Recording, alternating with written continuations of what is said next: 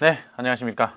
이번 시간에는요, 지난 시간에 이어서 20번 문항부터 해설을 시작을 좀 하도록 하겠습니다. 자, 20번을 보면요.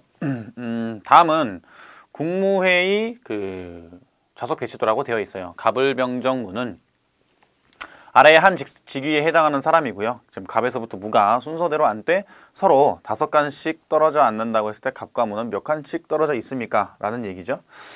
단 한 의자 하나를 한 칸으로 계산을 하며 대통령과 5칸 떨어져 앉은 사람은 뭐 비서실장, 그 다음에 뭐 전책실장이자 뭐 5칸 떨어져 있다는 게 이제 요거 얘기하는 거죠. 여기. 그쵸? 이렇게 얘기하는 겁니다. 자, 그러면 갑을병정무가 있는데 이 사람들은 직위가 어떻게 되는지는 나와 있지가 않아요. 그죠? 직위가 어떻게 되는지 나와 있지 않기 때문에 근데 어차피 이제 이 원처럼 생겨 있는, 그죠? 타원처럼 생겨 있는 이 위에 어디 위치를 앉든 간에 갑을병정무는 내 임의대로 배치를 시켜도 상관은 없어요. 그쵸? 자, 무슨 얘기냐고 하면 어차피 돌아오는 거잖아요. 생각해보면. 그쵸?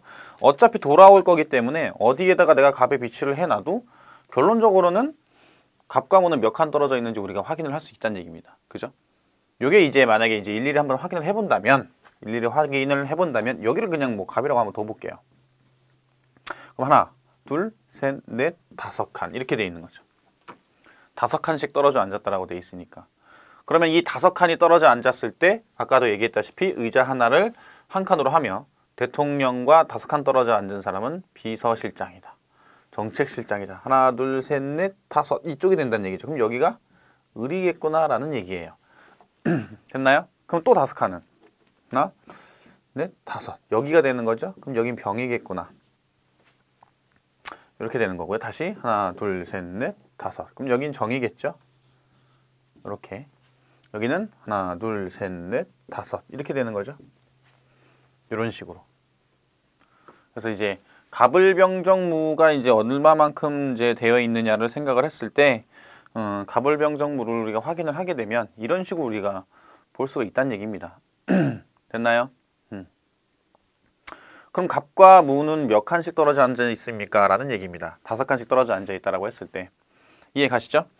자, 이렇게 떨어져 앉은 거니까 그럼 문제에서는 갑과 무가 순서대로 앉아 있을 때 서로 5칸씩 떨어져 앉아야 돼요 라고 얘기를 했으니까요. 그죠? 서로 5칸씩 떨어져 앉아야 되면 여기다 마찬가지로 하나, 둘, 셋, 넷, 5 이렇게 돼 있는 거죠. 하나, 둘, 셋, 넷, 5 이런 식으로. 그럼 하나, 둘, 셋 이런 식으로 돼 있다고 보시면 돼요. 됐나요?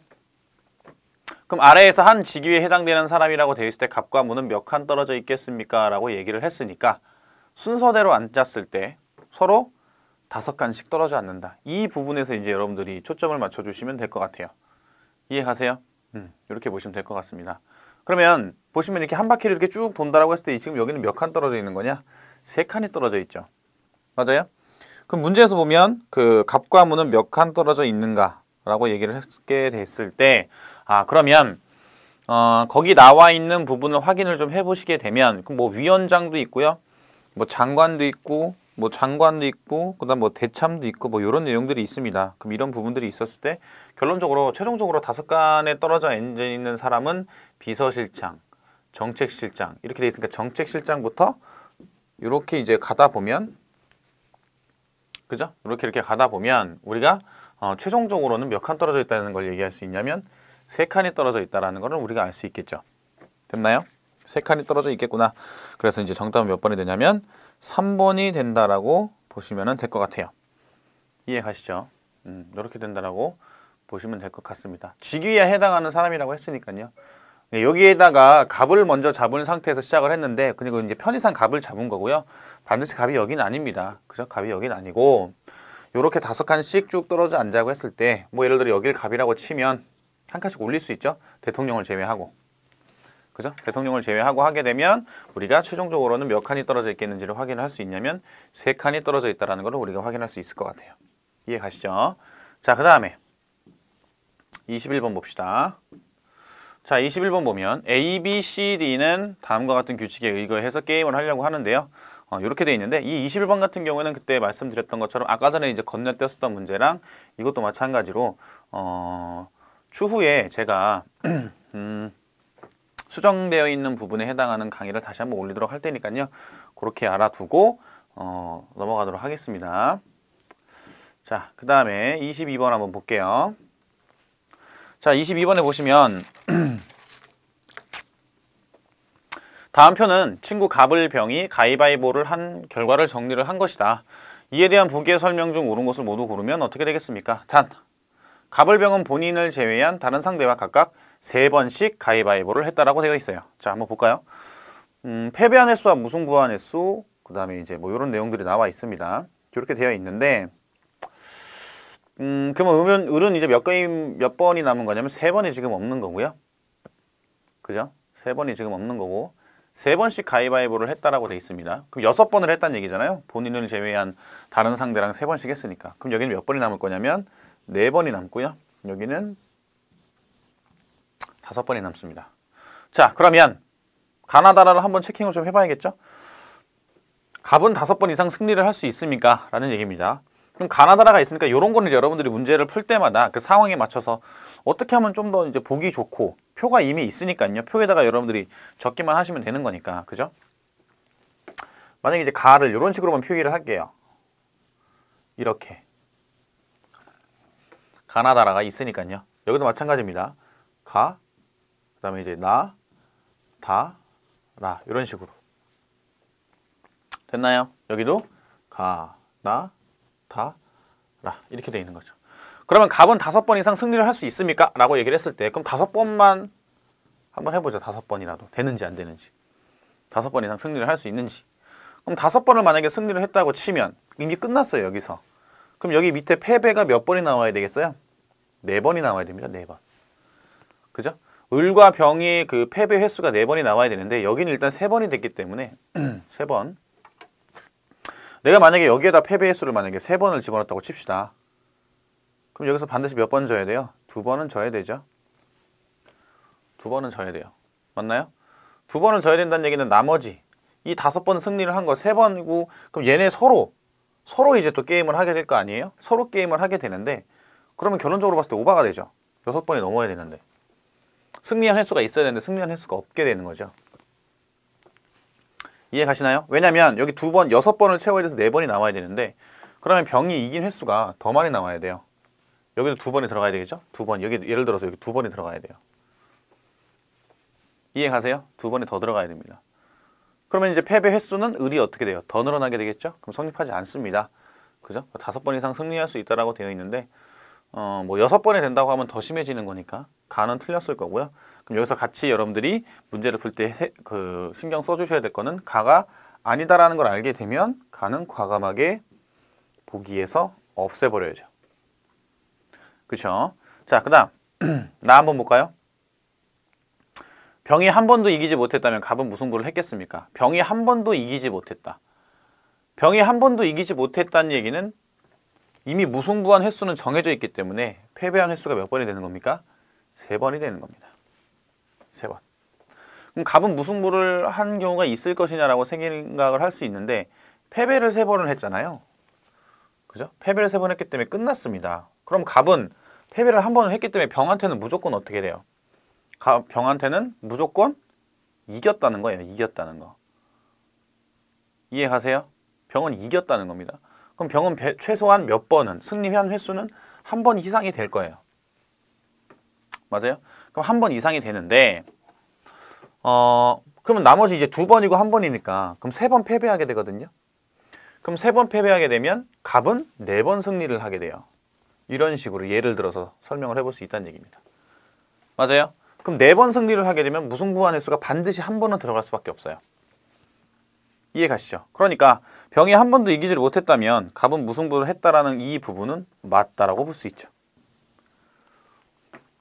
그럼 나는 없어져요. 나가 들어가야 돼요. 그러면 5번도 없어집니다. 그럼 이제 나 다냐, 나 라냐 얘를 결정을 해야 되는데, 다 한번 볼까요? 갑이 패배한 경기를 제외하고 모두 무승부를 할 수가 있나요? 라고 얘기했는데, 모두 무승부란 얘기는 패배한 경기를 제외라고 했으니까 그러면 무승부한 횟수가 몇 번이 되는 겁니까? 그러면 패배한 경기를 제외하고 무승부를 할 수 있다고 하니까 여기가 이제 몇 번이 돼요? 5가 되겠죠? 여기가 1이 들어가겠네요. 아까 나에 썼으니까. 이렇게 되는 겁니다. 그럼 무승부한 횟수가 몇 번이 되는 거냐? 5번이 되는 거예요. 됐죠? 그럼 갑이 5번이 되는 거고 을은 3번을 비겼고 병은 2번을 비겼습니다. 그죠? 그러면 모두 무승부가 가능하게 되는지를 우리가 확인을 해야 되거든요. 여기는 이제 디귿에서는 그러니까 다죠, 다. 여기는 없는 거니까 패배한 횟수는 1번 있고 무승부한 횟수는 5번이 돼야 되는 거니까 을과 병한테 모두 어떻게 해야 되냐면 다 무승부를 해야만 합니다. 무승부한 횟수가 여기는 이미 3번이 들어가 있고요. 여긴 2번이 들어가 있죠. 그럼 여긴 4번이 돼야 되고 3번이 돼야 됩니다. 그죠? 그럼 이 무승부를 할 수가 있는지에 대해서 우리가 생각을 했을 때 어떻게 하면 무승부를 할 수가 있는 것이냐. 가정을 좀 하면 되죠. 예를 들어서 여기가 이제 3번 비겼다라고 치면 그럼 여기는 지금 3번 비겼고 그러면 갑 같은 경우에는 을하고 3번을 비기는지 병하고 3번을 비기는지 확인을 할 수가 있어야 되거든요. 설령 뭐 이 부분만 이제 우리가 인지를 하고 계시면 될 것 같아요. 자, 그러면 다에서는요. 가능한지 한번 생각을 해봅시다. 일단은 한 번은 이겨야 됩니다. 그죠? 왜냐면 이제 갑이 한 번 졌기 때문에 갑이 한 번 졌어요. 갑이 한 번 졌으니까 이 다에서 우리가 해석을 해보는 거예요. 여기다가 만약에 여기다가 한 번이 들어갔다고 쳐볼게요. 병에다 한 번이 들어갔어요. 그럼 3번 됐죠? 맞아요. 3번 됐습니다. 그럼 무승부한 횟수는 몇 번이 나와야 돼요? 5번이 나와야 돼요. 그러면 을은 3번을 비겼기 때문에 갑하고 병 중에서 최소한 뭐 예를 들어서 을이 3번을 비겼으니까요. 얘가 5번이 비겼다고 했던 얘기는 최소한 2번, 3번이거나 맞아요? 지금 봤을 때 3번씩 가위바위보를 했기 때문에 3번 다 비겼거나 아니면 2번 비겼거나 이런 케이스가 나오게 되거든요. 이게 가능한지에 대한 여부를 확인을 해보기 위해서 여기다가 3번을 집어넣고 여기다 2번이 되겠느냐 이거죠. 이런 식으로. 이해가세요? 그럼 여기 꽉 차죠? 바꾸는 건 되냐 이거죠. 여기가 2번이 되고 여기가 3번이 되느냐 이거죠. 이렇게 되면 얘가 지면 되죠. 한 번. 자, 여기서 말씀드리는 건 뭐냐면 여기서 여기 패배한 횟수니까 여기로 체크를 해드리면 여러분들이 더 헷갈리겠네요. 자, 횟수가 3번을 비겼으니까 이 3번이 갑이랑 만약에 비겼고 이 2번이 갑이랑 만약에 비겼다면 나머지 얘랑 그 을과 병의 게임 수가 맞겠느냐 이거죠. 3게임이 남았는데 안 맞겠죠. 그러면 갑이 이 2번과 3번 중에서 을하고만 비겼다라고 2번 비겼다라고 생각을 해볼게요. 을하고 2번 비기고 그 다음에 병하고 역시나 2번 비겼다 그러면 4번을 비기게 되는 거거든요. 이해가세요? 이런 식으로 이제 여러분들이 어떻게 하는 거야? 문제를 해석을 하면서 접근을 해보는 겁니다. 이해가세요? 이렇게 보시면 될 것 같고요. 만약에 이제 다를 해석을 하는 게 조금 내가 좀 헷갈린다라고 생각이 들면 라를 먼저 보셔도 돼요. 라. 을이 한 번도 지지 않았다면 을이 한 번도 지지 않았다는 얘기는 여기 없다는 거거든요. 라에서 한 번도 지지 않았다. 근데 3번 무승부했으니까 그럼 얘를 판단하는 게 좀 더 결정하는 게 쉽겠다라고 생각이 들면 요 3번을 이쪽으로 넣으시면 돼요. 됐나요? 그죠? 을이 한 번도 지지 않았다면 병은 한 번 이겼겠나요? 라는 얘기입니다. 을이 3번을 승리를 했는데 이쪽에서 한 번을 패배를 했죠. 갑에서. 그죠? 그럼 병이랑 생각을 해야 되는데 그럼 병은 어떻게 될 것이냐라고 생각해 보니까 병이 패배한 횟수는 그럼 있는지 한번 확인을 해봅시다. 3번 이겼는데 한 번 졌습니다. 갑은. 그죠? 그러면 이쪽이랑 싸워서 한 번 이겼을 수도 있고 아니면 갑은 나머지 병이랑 싸워서 모두 다 뭐 했을 수도 있어요. 병이 아예 3패일 수도 있죠. 그죠? 3패일 수도 있습니다. 한 번 져야 되니까. 그러면 그때 병의 승리한 횟수는 한 번이 될 거예요. 이렇게 되면 6번이 맞아 떨어지거든요. 이해 가십니까? 이렇게 봤을 때. 근데 만약에 을이 패배한 횟수가 한 번이라고 했다면 여기서 만약에 이겼다라고 치면 그러면 병은 몇 번 이겼겠어요? 2번 이겼겠죠. 이렇게. 그럼 이때 병은 어떻게 될 거냐? 여기가 2번이 될 겁니다. 이해 가십니까? 그쵸? 이런 식으로 우리가 이제 확인을 해볼 수 있다는 얘기입니다. 패배한 경기를 제외하고. 그러니까 이제 라가 을이 한 번도 지지 않았다면 병은 한 번 이겼겠네요 라고 돼 있는데 근데 이렇게 되면 그죠? 이렇게 되면 나머지 여기 이제 갑이 횟수가 한 번밖에 안 들어가 있잖아요. 값의 횟수가 한 번밖에 안 들어가 있기 때문에 이 얘네들 나와 있는 이 무승부한 횟수도 어떻게 줘야 돼요? 맞춰줘야 돼요. 이해 가십니까? 이해 가십니까? 그러니까 이게 맞춰주고 났더니 문제에서 보시면 이가 됐던 케이스에 보니까 모두 무승부를 할 수 있는 부분이 어떻게 돼요? 가능하겠죠, 5번이. 그죠? 가능하게 됩니다. 이렇게 게임을 두게 되면. 됐나요? 한 번도 안 졌을 경우에는. 그럼 이제 라와 다를 해석을 하는 데 있어서 다가 어떻게 돼요? 맞다라고 볼 수 있죠. 이렇게. 무승부를 할 수 있는 거니까. 이해 가세요? 자, 그렇게 해서 우리는 여기서 뭘 고를 수 있냐면 나와 다를 고를 수 있다는 얘기입니다. 됐죠? 이렇게 고를 수 있습니다. 자, 다시 한번 이제 정리를 좀 해보자면 이 게임 수를 전체적으로 맞춰줘야 되고요. 게임 수를 맞춰줘야 되고 반드시 가나 다라를 순서적으로 할 필요는 없습니다. 우리는 항상 여러분들은 시간의 구애를 받는 시험이기 때문에 만약에 조금 해석하는 게 힘들다 싶으시면 먼저 다른 문제를 가고 다른 문제를 해석을 하고 이게 좀 더 편하면 그 다음에 이제 조금 해석하기 까다로웠던 것들을 해석을 할 수 있다는 것을 인지를 하고 계시면 돼요. 됐나요? 이렇게 보시면 될 것 같아요. 자, 그 다음. 자, 23번 보겠습니다. 자, D사원은 중요 문서를 잃어버렸다는 사실을 오후 4시 32분에 알았다.